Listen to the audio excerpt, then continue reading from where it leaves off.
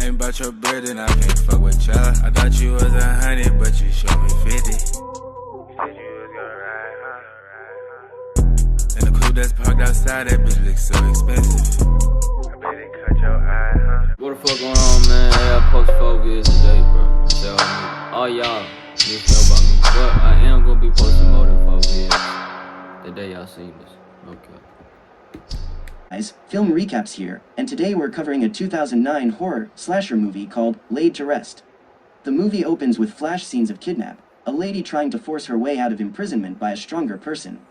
There are terrifying scenes of bodies and a display of people being eliminated.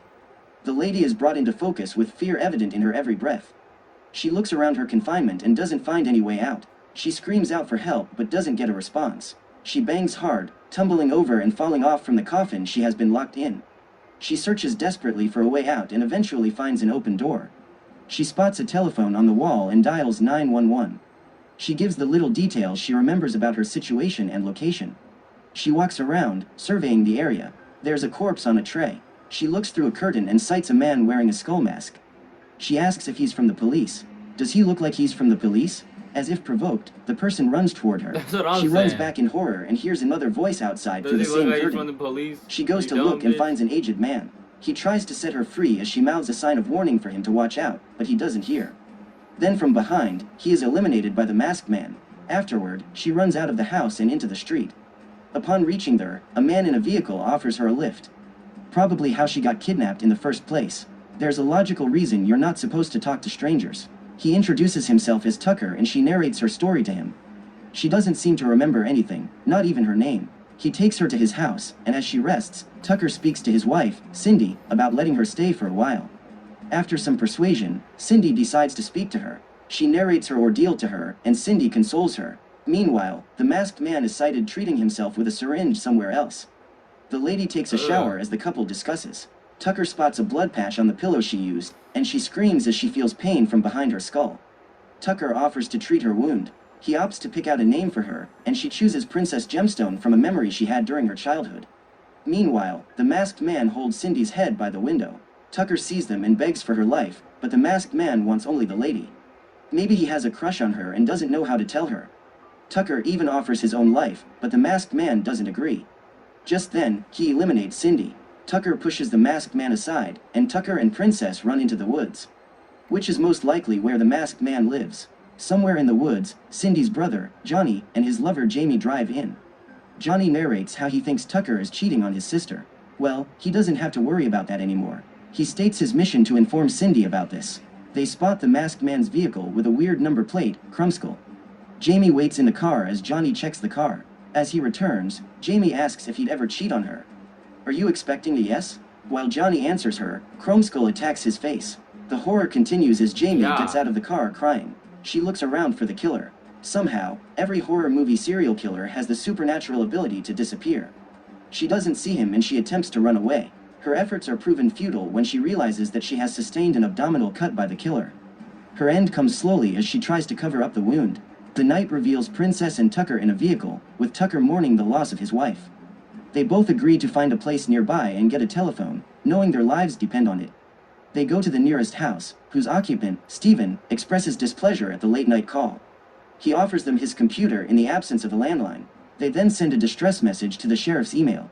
Princess goes to wash her face, and Stephen helps search for the probable killer online. They find a match on the FBI's most wanted list, a celebrity serial assassin. They learn his pattern of crime, which is to abduct and finish off women from different states. Well, it's not so bad to love diversity. The last missing woman was coming from Miami, and Tucker tells Stephen to search for the list of all missing girls there. Princess comes downstairs after a brief trance she had of Krumskull. Tucker proposed that they head for the sheriff's station, against Stephen's wish. They grab a handful of tools from Stephen's trunk as weapons. They enter the station but do not find anyone there. Using a walkie-talkie, Tucker speaks to Sheriff Bates, reporting the situation. Bates tells them where to meet him. They head there, and Princess notices a video camera on a body in the cell. Tucker and Stephen survey the area, and Tucker calls Bates again. This time, the voice sounds mechanical and they realize it's not Bates. Looks like there's a new sheriff in town. As they keep scanning for traces of life, the prison bar creaks under Princess's hand. The video camera is activated, and Krumskull comes charging from a closet behind her. He barely cuts Princess as Tucker pushes him away, engaging in a tug of war. They all rush towards the exit, with Chromeskull in pursuit. They all enter the car and drive far away from the station. They pass the cemetery where Princess was held captive, and she orders them to stop the vehicle. Probably forgot her expensive lip gloss. Later on, she chooses to go in so she can remember anything. They both object, but eventually Tucker goes in with her. She shows him the murder scene of the old man. While Tucker is treating Princess's wounds, Steven seems to be hearing things. He sees his lifeless mother moving in a vehicle not far away and fear grips him. As he tries convincing himself he's seeing things, Tucker bang on the door which scares him. Steven tells them about his hallucinations, as Chromeskull returns Steven's mother's body that he is carrying around. In the cemetery, the entire situation overwhelms Tucker, and he almost goes insane. He has hope that Johnny will come over, but then he remembers Cindy and decides to go back. As Tucker leaves, Princess decides to go after Chromeskull. To kill him with kindness, perhaps? This doesn't sit well with Steven. While Steven makes his way around, Steven tries to talk sense into Princess, giving her proof that they're outmatched. They hear Tucker thrashing around, and Princess decides that they're going to meet him instead. Outside, Steven and Princess spot Chromeskull adding some medical adhesive to his mask. Princess catches his attention by moving, and Steven tries to create a distraction from her so Chromeskull doesn't finish her off. Princess hides behind a coffin, and Chromeskull detects movement but doesn't do anything. She looks inside the coffin, sees a body, and a lady bound by all four limbs to the coffin. The lady screams for help, and Chromeskull comes running. Princess tries to cut off the ropes before he reaches them, but they're too thick. Princess runs to get help, but as Chromeskull gets there, he holds the bound girl by the head and ends her life. What the fuck? He finds Princess and takes her away. Up next, Steven hears her cries and calls out for Princess, while Chromeskull saves the tape of the latest murder. He inserts another tape labeled Miami into the video camera.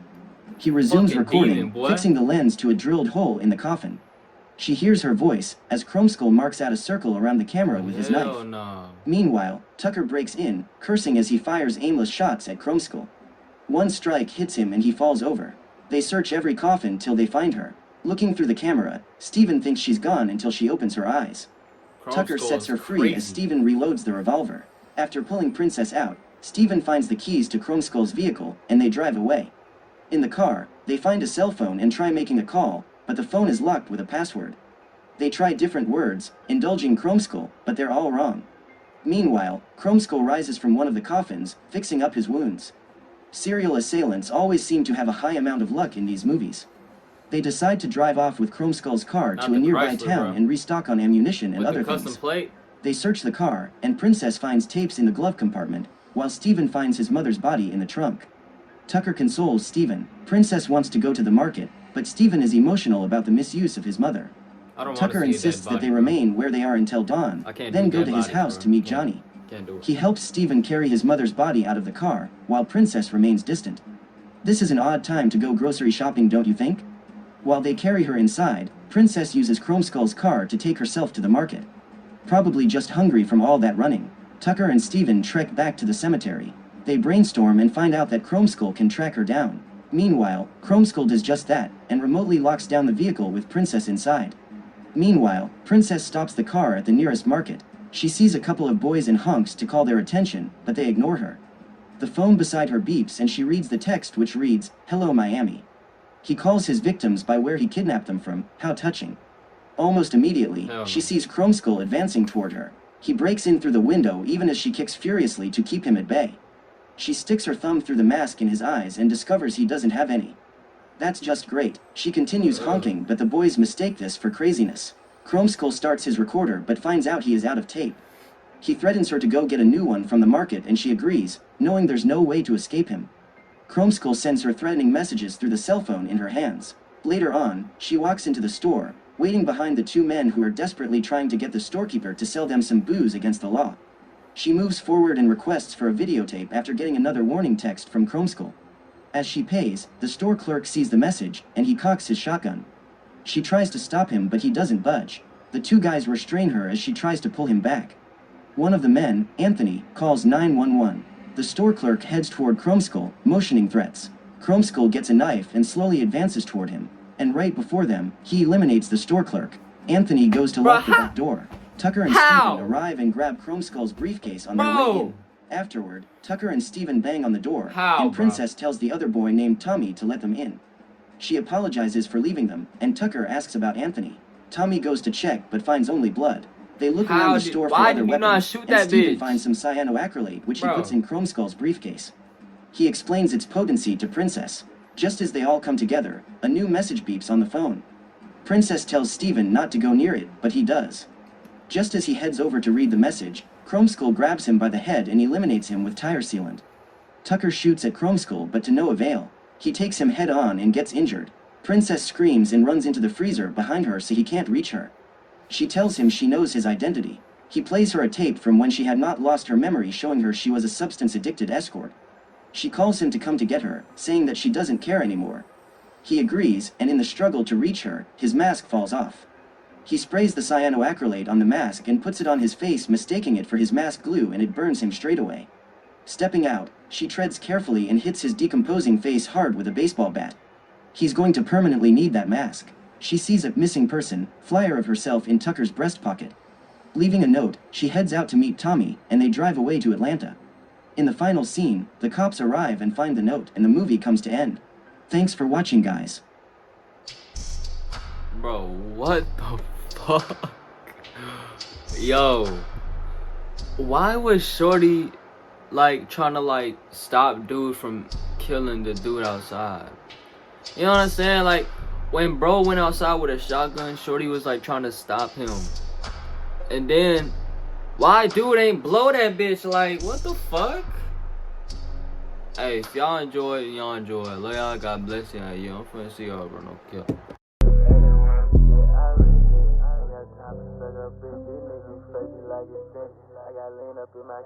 Hop in the coupe and I be grip. I got your bitch, you riding past the ground. Ain't about your bread and I can